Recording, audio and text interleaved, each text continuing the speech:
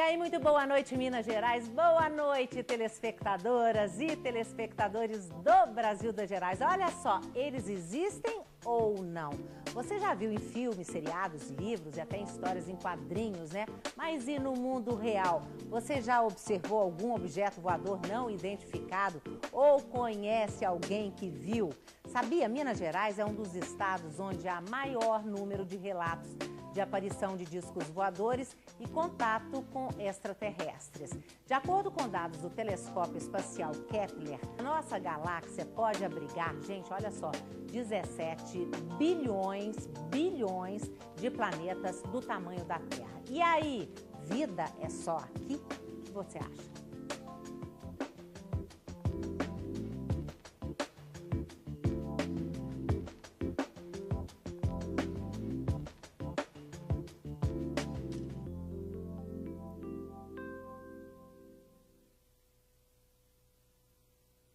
Então, existem ou não, isso é tudo fruto da nossa imaginação, hein, gente? Olha só, se você tem algo a dizer, não deixe para depois, é agora. Os nossos contatos estão aí à sua disposição, telefone 32090021. Tem os contatos pela internet brgerais@redeminas.mg.gov.br. Tem o meu blog robertazantetti.com.br. Tem o Twitter, endereço está aí, ó, na sua tela. Tem o facebook.com/Brasil das Gerais. Entra agora no Facebook, vamos fazer amizade. Inclusive, nós temos lá uma promoção bárbara. É uma promoção de mais de 20 mil amigos. Vai lá que só tem prêmio legal. É interessante, é tipo um jogo, sabe? Participa, vai lá, curte a nossa página, vão fazer amizade. Agora, a gente foi para a rua para perguntar para as pessoas. A pergunta foi essa, né? Você acredita que existe vida em outros planetas?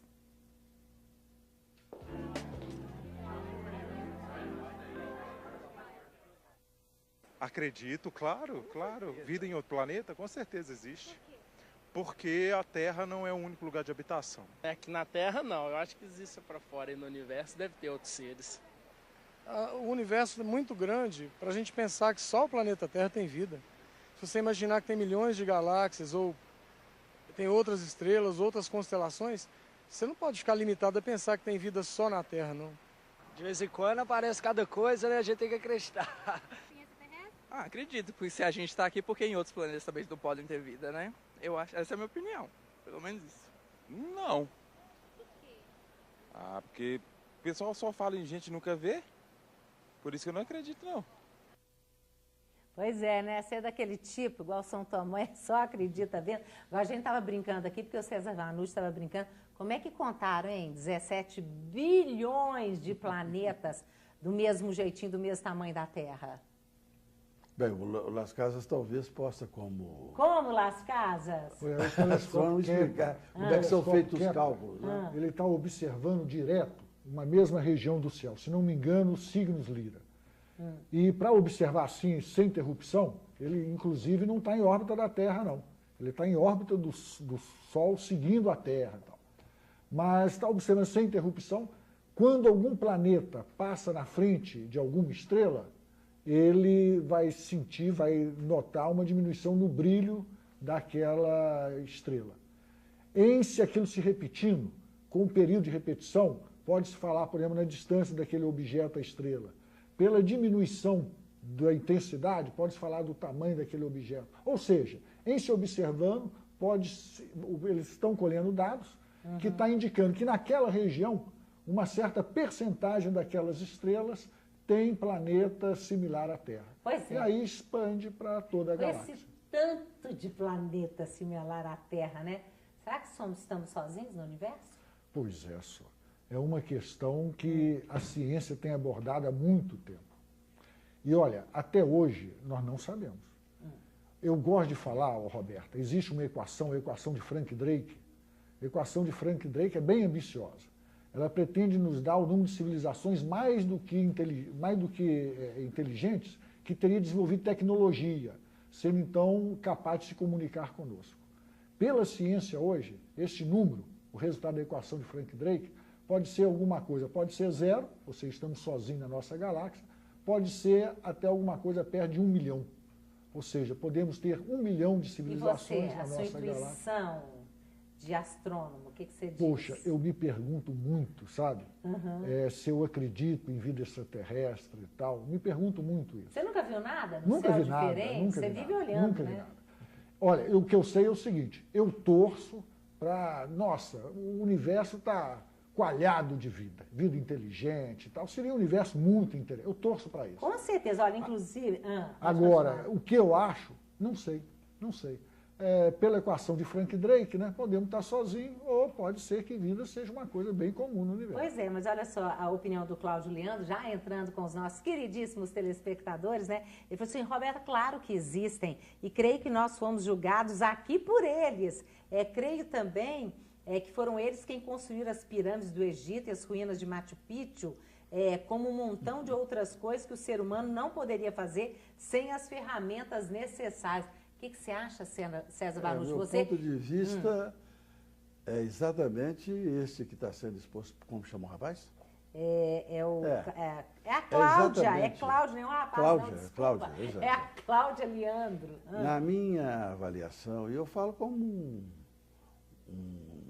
um cidadão com intuições próprias do ser humano, o universo pulula de vida, não tem lugar nenhum no universo que não exista vida inteligente em graduações as mais diferenciadas.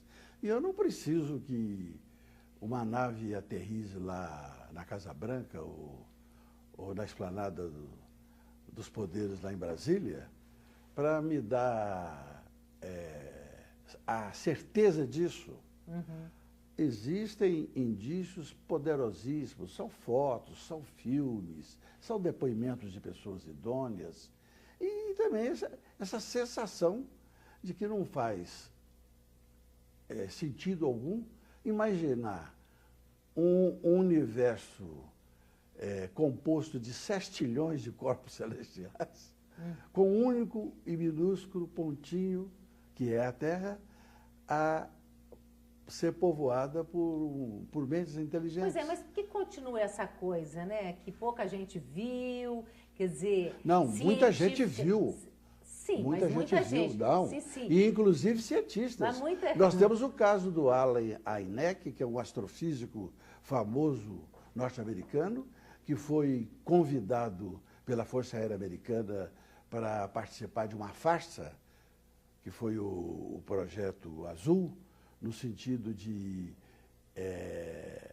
desqualificar os avistamentos, e ele se surgiu, usou a cátedra dele, a força científica dele, que está traduzida em vários livros, para dizer que os extraterrestres existem e que a Força Aérea Americana colheu evidências inequívocas de que esses seres estão aí nos sondando. Eu sei, mas sondando. isso não é massificado, quer dizer, não chega até do mundo. Quando eu mas digo aí, pouca gente, é perante a população. Por que isso acontece? Porque se existe, isso ainda está escondido na minha opinião, do ser isso humano. desmonta uma porção de estruturas culturais e avaria uma porção de conceitos, quebra paradigmas e vai modificar muito a forma das pessoas de contemplarem a vida, de entenderem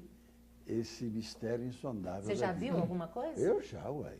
O que você viu? Me conta.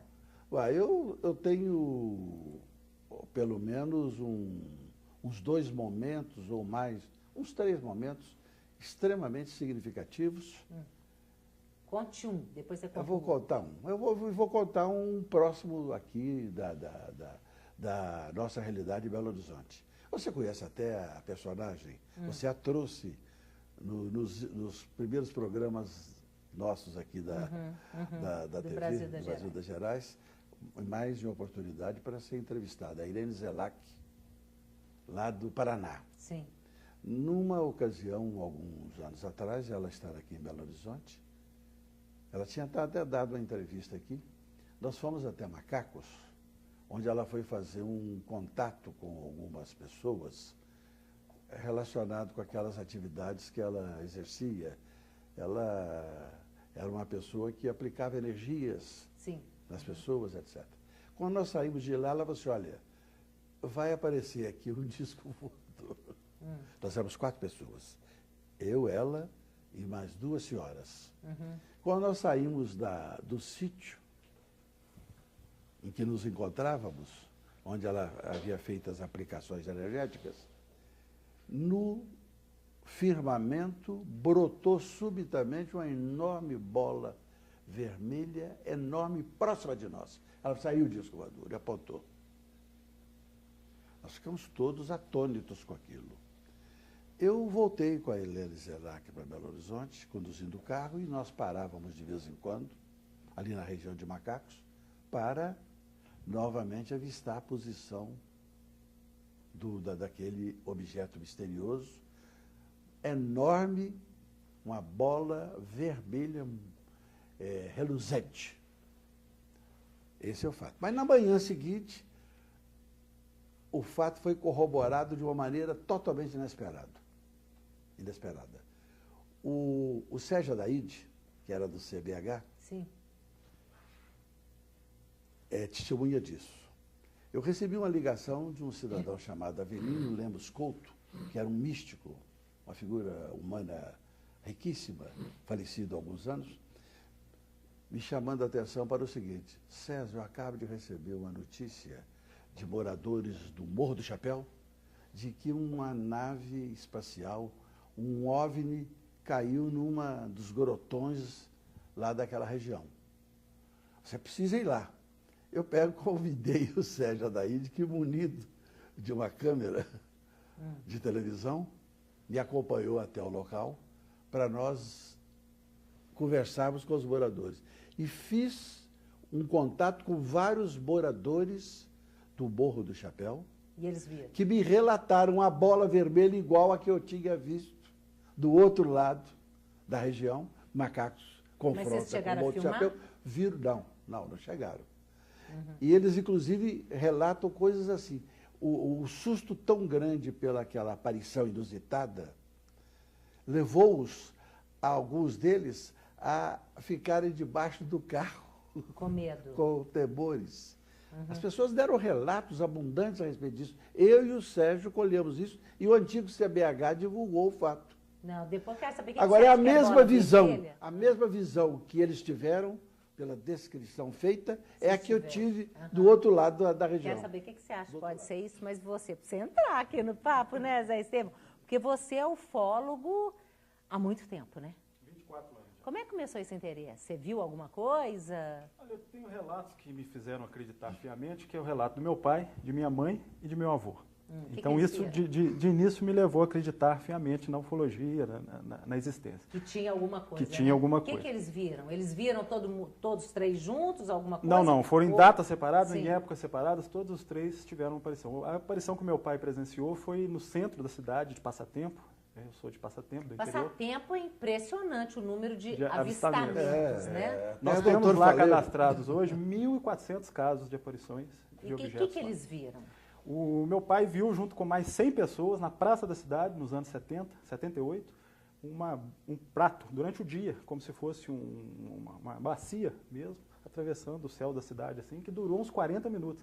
Foi a aparição de maior número de pessoas que presenciaram. Foram mais de 100 pessoas que estavam lá na cidade na época. Isso em 1978. Né? E assim, aí comecei a acreditar, E depois, gostar. quem que é sua mãe e o seu avô, né, que você falou? O que eles viram? Minha mãe viu um objeto atravessando também o céu da cidade de dia, todo avermelhado, e um objeto que parecia estar sendo um avião que estivesse explodindo, pegando fogo, alguma coisa. Me relatou que na época eu estava tomando banho. Quando eu cheguei para ver, a coisa já tinha desaparecido.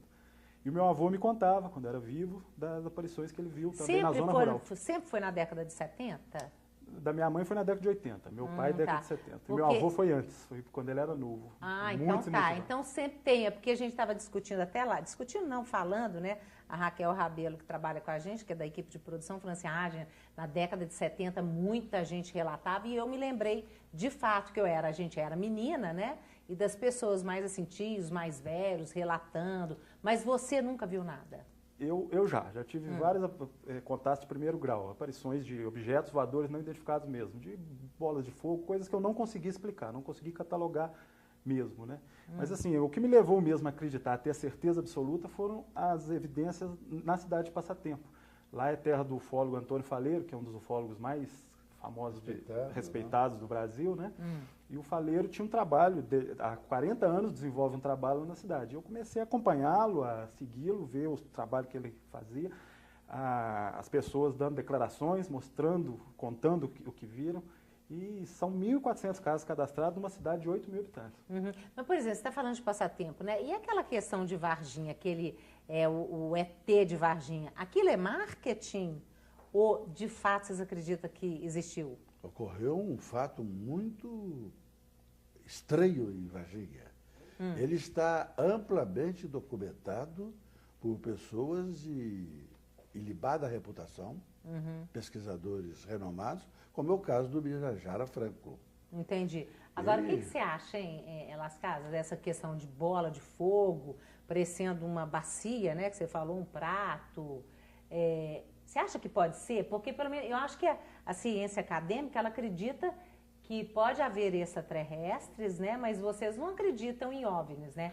Em discos voadores e tudo mais. Ou seja, até hoje nós não tivemos nenhuma evidência, podemos dizer, científica da presença de seres extraterrestres aqui no nosso planeta. Mas eu vejo a coisa da seguinte forma, né? Então, por exemplo, essa bola vermelha, parece que de fato teve alguma coisa. O senhor viu, outras pessoas viram. O senhor deu a interpretação, era um disco voador. Sou capaz de apostar que alguma pessoa, alguém mais que viu aquilo ali, é capaz de jurar, não, eu vi uma manifestação divina. Olha, tem muita coisa sem explicação. Tem muita coisa. Filmes, né? Relatos de pessoas. Mas agora você falou tudo, porque é justamente isso. A manifestação divina é uma das formas que os OVNIs são retratados. A ufoarqueologia, que é uma parte que eu desenvolvo... Você está estudando, você vai lançar um DVD, né? Um livro. Eu estou escrevendo um livro também sobre as evidências ufoarqueológicas.